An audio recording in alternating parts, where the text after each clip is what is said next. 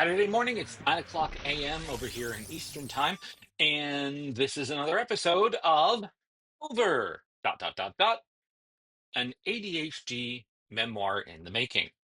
I'm Jason Robert Leclerc. I am the writer and illustrator for Over, and every week I'm here talking about progress or what portion of the project I'm going to be working with. Now, today centers on something that's not a symptom of ADHD. What it is people like myself who are ADHD don't want to show our symptoms. Now, normal people do this all the time. Or I should say, the neurotypical person does this all the time. All people do this. We put on kind of a little facade to, fit in, or maybe we're feeling lousy and we go to work and like, I'm fine, I'm fine. Um, for ADHDers, it's exhausting because we're doing it constantly.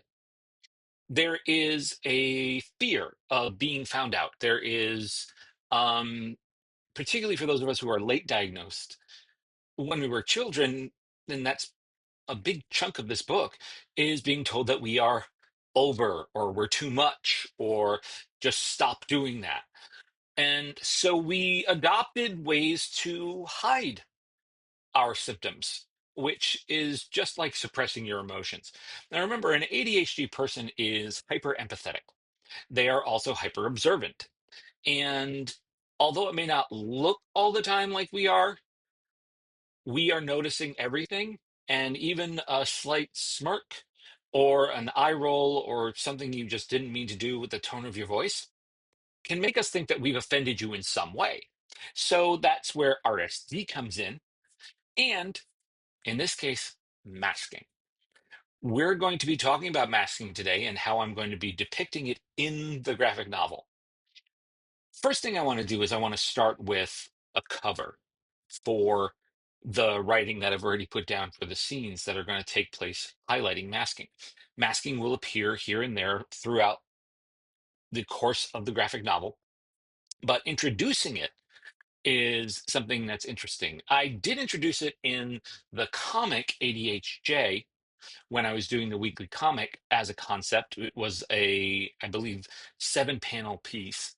Um, where I was highlighting different sections of the masking and different masks that I would use throughout my life.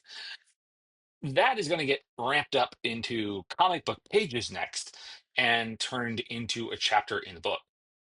So, what we're starting with today is me kind of sketching out how I want to portray masking.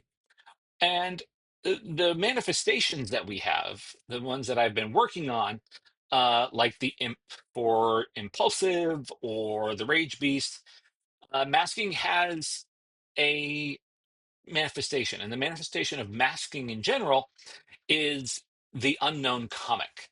So if you're like me and you grew up in the 70s and 80s, the unknown comic was a comedian on the Gong Show who actually wore a paper at grocery bag over his head with two little eyes pulled out and a little mouth pulled out. And he was all about kind of crappy jokes. But it was just made that more hilarious with the bag. So this Gong Show contestant always reminded me of somebody that's trying to mask, somebody that's trying to hide everything about them. So when we see me conversing with masking as a reality, it'll be the unknown comic, but wearing my glasses and probably with my goatee. In this case, what we're going to do is I'm going to be portraying masking throughout my years. And that means that I'm going to have lots of different little masks.